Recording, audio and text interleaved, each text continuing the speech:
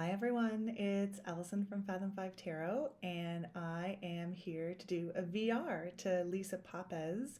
She put together a prompt called Tarot FAQ. Sorry, I'm 1 second into this video and one of my cats is already trying to jump on the table.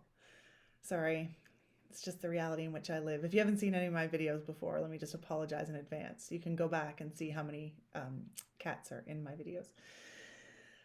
So I really like this. I thought it was fun. I have a rare weekday off, which means that I can film this in daylight hours. It's amazing. So it's dark so much of the time now that I just can't. I leave for work in the dark and I come home in the dark. So this is really exciting. So I've been up since like 5:30 this morning, did a bunch of work, but now I thought I'd take a little break and do this tarot tag. Here we go. Here it is. It's a different one than usually comes in, but boy, oh boy. So she put together this list of questions, and I thought it was super interesting. There's some I'm not going to have very much to say about, but that's fine. And I've been really enjoying the video responses as well, and finding that I have a lot in common with lots of people, so that's super fun. I'll put the list of prompts below in case you're watching this for the first time and you feel like you want to play along. And I'm going to try and do it. There's a lot of questions, so I'm going to try and do them pretty quickly so you're not here forever. Okay, so the first category, there are 4 categories: deck preferences, buying and backing decks, reading style, and reading for clients. So the first category is under deck preferences is what are your thoughts on illustrated minors versus pips? And my trajectory is probably like lots of people. At the beginning, I could not comprehend why anyone would ever want to read with non-illustrated minors or pip minors. I'm such a Rider-Waite-Smith lover, I guess. I'm very monogamous so far to that I don't even really understand what Marseille is. Like, is it just Rider-Waite-Smith but with non-illustrated pips? I don't even know. I should look that up probably as a tarot tuber. But the second deck I ever got is the Wild Unknown Tarot, and it's the indie version. I bought it from this like specialty art store in Toronto just as it was blowing up. So I fell in love with the pictures I saw online, which were majors, and then I got the pips, and I thought they were gorgeous, but I just didn't know what to do with them, really. So I put them away for a long time, and I talked about this in my video response to Papa Squirrel's video about the Wild Unknown deck. And I think it is a hard deck. Any sort of pip deck is going to be hard for people because then it feels like you're just like memorizing times tables, basically. 4 of Cups is this. 7 of Wands is this. It's not very fun. But as you can see, these aren't really pips. Like, if you look closely at them, there's all kinds of interesting hints and thoughts about how they link to Rider-Waite-Smith. It's just that I was not practiced enough to really get anything out of them. So this has become a deck that I truly love, and I talked about that in my video response. Maybe I'll link it up here. But at the time I was like, what? No, thank you. So I guess my answer is I have, up until recently, just really enjoyed pippier decks that have still some illustration. Like this 5 of Wands is a great example. Like the conflicting lines and the wands all pointing different ways. That's a very Rider-Waite-Smith 5 of Wands to me. And the other deck that would fit in that category of maybe lightly illustrated pips is my Pagan Otherworlds, which I love so much. Where you get enough. Oh, that's a major. Oh, that's a court. Oh, that's a major. Oh, that's a court. There's another major. There's another court. What is happening? Let's go here. Let me just go to the middle of the deck. The deck knows I'm trying to make a video. It's quite a cheeky monkey. What is happening? Okay. Jeez. Freaking Pagan Otherworlds. So you can see there's no people in them, although there are people in this deck, but there's enough for you to put together what's happening. And I love this deck. I love reading with this deck. It's one of my workhorse go-tos. There's lots of clues. So the only deck I have where I've really been enjoying reading pips now that I can do it. Sorry, now I'm just sorting out all my ones that I pulled out. is the Tattoo Tarot, which is pretty new to me. That's the back. And it's quite pippy. And I was really, of course, drawn to this deck because the majors are gorgeous. But I want to read with it all the time. And I love it. And I love the pips. I'm getting a bunch of pips now. This one isn't being so obstinate as the pig in Otherworlds. Looking at you. Look at these. So just as a contrast, here are the majors. I don't know what it is, but I find this deck so sexy. Like, not just the people on it, just the whole deck, which is so interesting. I don't have any tattoos. I love tattoos. I just have commitment problems. But it's not like I look at people with tattoos and automatically think, oh, that tattoo makes them sexy necessarily. But there's something about this deck that just works for me. Anyway, it's a great deck. But I don't know that I would feel the way I do about it in terms of reading the pips if I didn't have now all this experience behind me. I'm certain I'm relying on all of that. So I kind of like them, is my answer to that. How do I feel about keywords on decks? Now, normally this is a no for me. I like just going from the image, but of course, because I am me and I have commitment problems and I can't decide on anything. Oh, that's not a keyword. Sorry, this is the Brady Tarot, and it's all turned around. And of course, I'm going to come up with like 1,000 majors again. But this has keywords on it. So that's a great one. Scarcity, altruism. And initially, this is not a deck I've really been reading for other people with. Because I'm still really reliant on the book. And it's the first edition. I find this such a deep dive, and I think maybe it's become so personal that I'm just keeping it as personal. And part of that is the keywords, because I feel like when I looked through it, I loved the art so much, I decided to back it despite the keywords. And then I looked through it and I didn't really get the keywords. But when you read the guidebook, you get the keywords. But I'm not confident enough that I could put the guidebook away yet and not work without it, I don't think. And maybe I won't get there. But I love this deck so much. But it's got very specific personal uses for just me. And I don't really read with it for that reason. The other deck that I do love with keywords, and I don't really know why I love this deck. There's a lot about it that doesn't fit my usual aesthetic. But it's the Gill Tarot. I really like the art. I don't know why. I feel like this is different than some of my other choices, but I can't really put my finger on why. That one's Transformation. Sorry, despite it being daytime, the light's still not great in here. There are keywords on the court cards. Aspiration.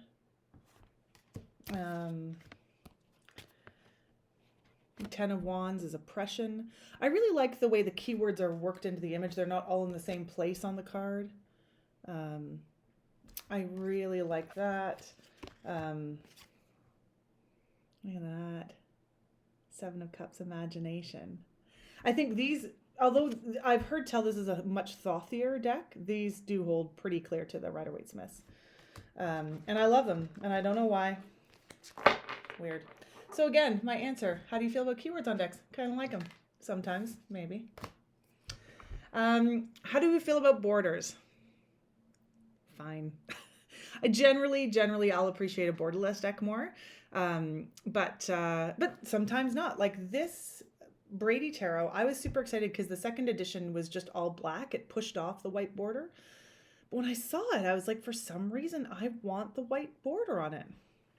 The only one that I wish wholeheartedly was different, and I should just trim it or color it in, like Tom Benjamin colored his in, I think, is the Halloween Tarot. Because if it were black borders, it would look so good.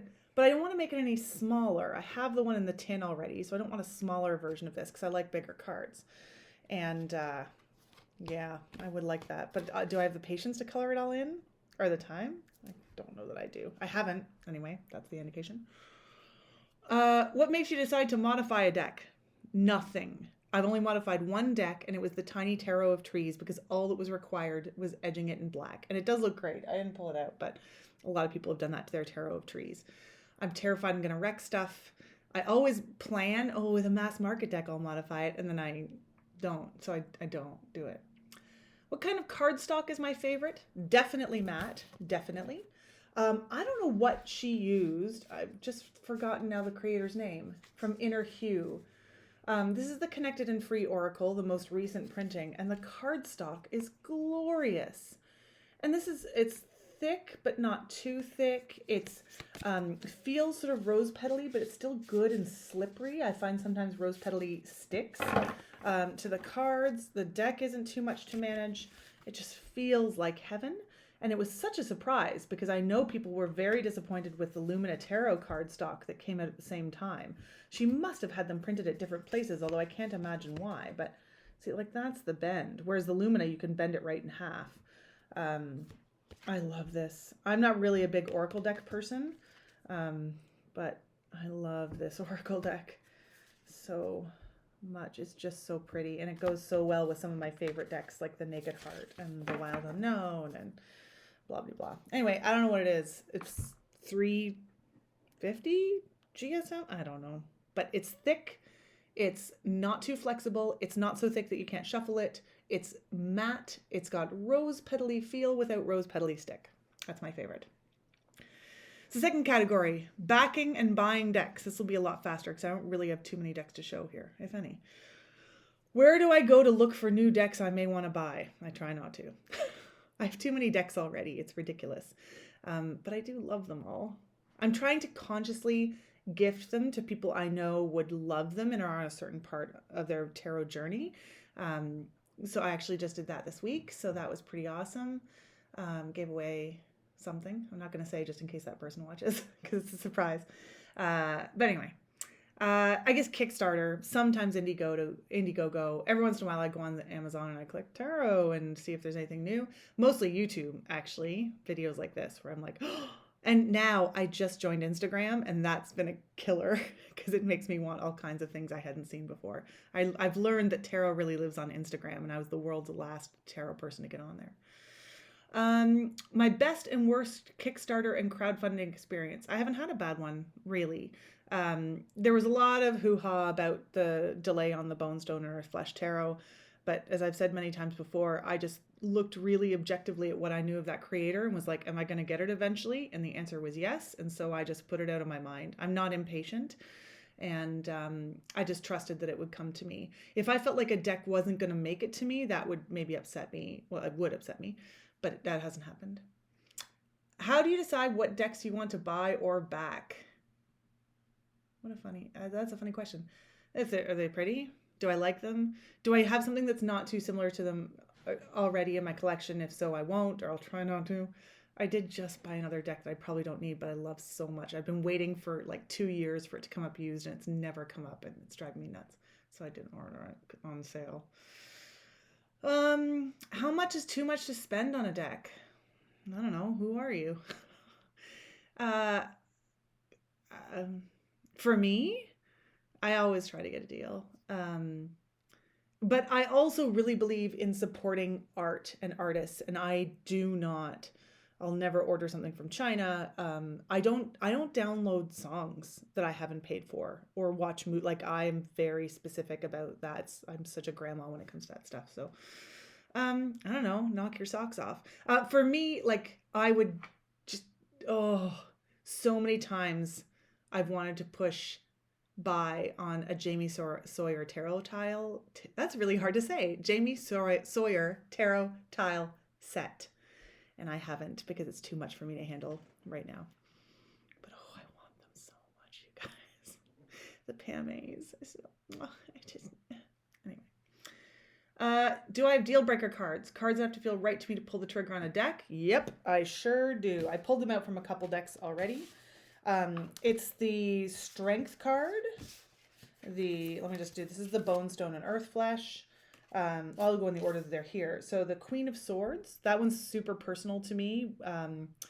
When I first started using tarot, it was a lot about my mom. And while the Queen of Swords gets a bad rap, I think, I don't want to imply that my mom has all of what people think of when they think of the Queen of Swords, but it just was super personal to me in that time. The Hermit. A Hermit is one of my favorite cards. If I don't love it in a deck, I probably won't buy that deck. Strength, super important to me. Actually, the Tattoo Tarot, which I am in love with, it's not my favorite strength, and I'll talk about that. And the Tower. This Tower card was a stumbling block for a lot of people for the Bone, Stone, and Earth Flesh Tarot, and it was for me too. I'm a vegetarian, big animal person.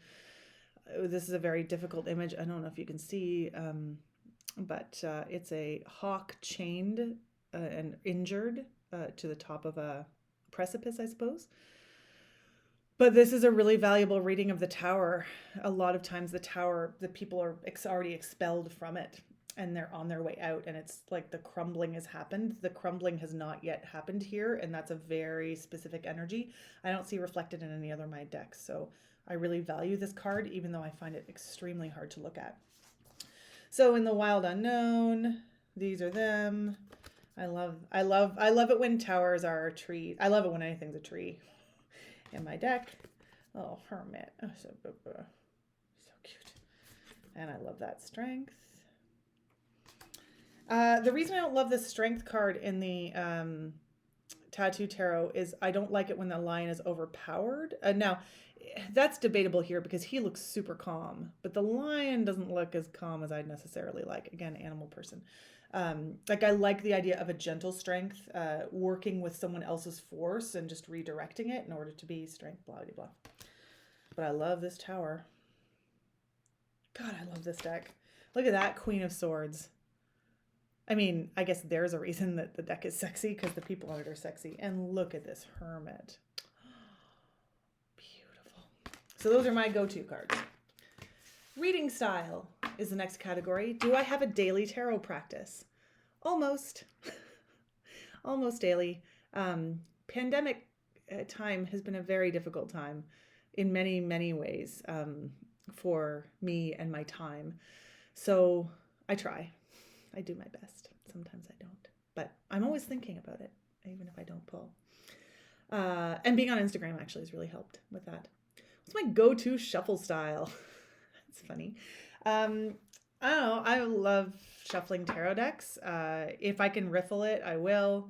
If I have to just hand over hand it. If I have to drop a billion cards on a public video that everyone's going to see and be like, what a loser, I do that. I'll shuffle them. How do you choose which deck I'm going to work with? For myself, totally instinctive and intuitive. Although I sometimes do stick with a deck for a period of time, a month. And there are some decks that I just find I can't tear myself away from at a certain time. I'm always bouncing back to the Rider-Waite-Smith. I love that deck so much. But there was a time where I was just like married to the Naked Heart Tarot. I just couldn't get it out of my hands. Tattoo Tarot has been a little bit like that for me recently. The Pagan Otherworld. Oh, actually all these decks. And then I do have like a special category. I feel like the seasons really move me. So while I love the Pagan Otherworlds, for me it's a very fall-winter deck, as opposed to spring-summer. Gil here, like very spring-summer feel to me. So it doesn't happen with everyone. And then I've got my collection of Halloween spooky tarot decks. The Halloween tarot here. Zombie tarot. I loved that deck, but it's so gory. I don't have the stomach to look at it all year round. Vampire tarot, kind of same thing. So I've got my Halloween set that I just bring out, usually mid-September every year. Wait. Is that a question in the... No, so that was for myself. For clients, I'm going to talk about clients in a minute, but I usually let them pick just based on what they like the look of, and it's fine with me. Do I purchase professional readings for myself is the next question. I have. One of them I very much liked, and the other one was more of a let me predict your future. It was the very first one I ever had, and it kind of bummed me out actually, because what I wanted was a conversation that included the scope of what the cards were. And I think what the reader thought I wanted was my future predicted and like telling me what I was going to do with my life. And I could see where she was cold reading me as opposed to looking at the cards and having a conversation with me. I wasn't very clear in what I wanted, not her fault, but I didn't like that one so much. I would. Sure. I have some friends on Instagram that I would like to support in that way. Do I use tarot for anything other than divination? Yeah. just like self check-in. I used it to get through a time of great grief. Oh my God, great grief. I can't talk. Um, and that's why I came to it in the first place. I'm also a writer. Well, I love to write. I'm not a published writer. Maybe one day. But I use them sometimes just as like putting things together and laying them over and seeing what way I can do as a writing exercise. Yeah. Finally, reading for clients. So this is the one I'm least qualified to answer. I have very few people I would consider just clients. Often I'm asked to read for people in my life, and it's not a business situation, and I'm happy to do it. I love it. But I do have, through that word of mouth, I guess, established some clients, but it's sort of more of a labor of love. How did I know I was ready to read for clients? I did a bunch of readings for free, and then people seemed to enjoy that experience. And that's about it, I guess. Well, I mean, I studied and read books and blah, blah, blah, all that stuff. Do I do anything special to set up for a client reading? If I can, I like to read outside, if that's possible. Again, that's only possible about half the year, I say, as I glance out the window at the continuing snowstorm. I sort of lay everything out first. I have crystals. If people like certain colors, they want to hold one or put one next to the cards. I just try and let the person who's being read for dictate what they like and what they don't. And so I've got things with me that they might like, but it's up to them whether we use them. And I try to just sort of clear my mind and feel really rooted to the earth, even if I'm not outside. And also just clear my mind of any preconceived notions I might have, or just be sort of pure with it. I'll leave that for the next question. Do you let your client handle your cards? Do you shuffle and ask them to draw and cut, have them shuffle, or do you do it all? Also up to them when there's not a giant global pandemic. During giant global pandemic, there's only a few people I've read for in person because we were able to go out to the park. Otherwise, I'm just sort of doing it where I write out or video a response to them. But I'm not precious with my cards. People can shuffle, handle whatever they want. I feel like that sometimes can calm people down if they're feeling a little nervous, or give them more agency over it. But I also have really big hands, and I have no problem shuffling just about any deck. So sometimes people are like, they feel clumsy about it. So I'm happy to shuffle if they want me to. But in a non-global pandemic time, I'd happily hand my cards over. Having said that, there are some decks I only keep for myself, but other than that, sure. I love it when cards get like worn and feel their age, and like I am not a pristine collector. I'll never put anything behind glass. It's just let's use them. Let's use these bad boys. Any questions I would refuse to answer for a client? Oh yeah, lots. I hope this is common across the community. It's certainly been common in the videos I see. I will not answer any question to which I am not the highest level of expertise. So if you have medical problems, you need to go and see a doctor. If you have legal problems, you need to go and see a lawyer. If you have money problems, you need to go and see a financial advisor. Like, I'm just a little person who has developed an ability to infer meaning from cards. And again, I've talked about this before. Like, I'm not psychic. I'm not going to predict your future. Like, let's have a conversation about where you're at and where you'd like to go from this moment based on these metaphors, these paper metaphors. And I do sometimes do like general readings for people, like for this month, what do you think? But it's more like what to consider rather than predict what's going to happen. And I don't want to answer questions about other people, like other people other than the person who's sitting in front of me. Like, is he going to fall in love with me? I would much rather let's talk about you and what you're looking for and clarify that. Because I don't think that's a healthy exercise, not so much for me, but for that other person to be putting all of their thoughts into my interpretation of cards. It's just so far removed from the other person they may be asking about. So in a particular relationship, and it doesn't have to be a lover, it could be like my dad. Okay, well, let's think about you and what you need from your relationship with your father and what you hope for the future and what steps you can put in to make that happen.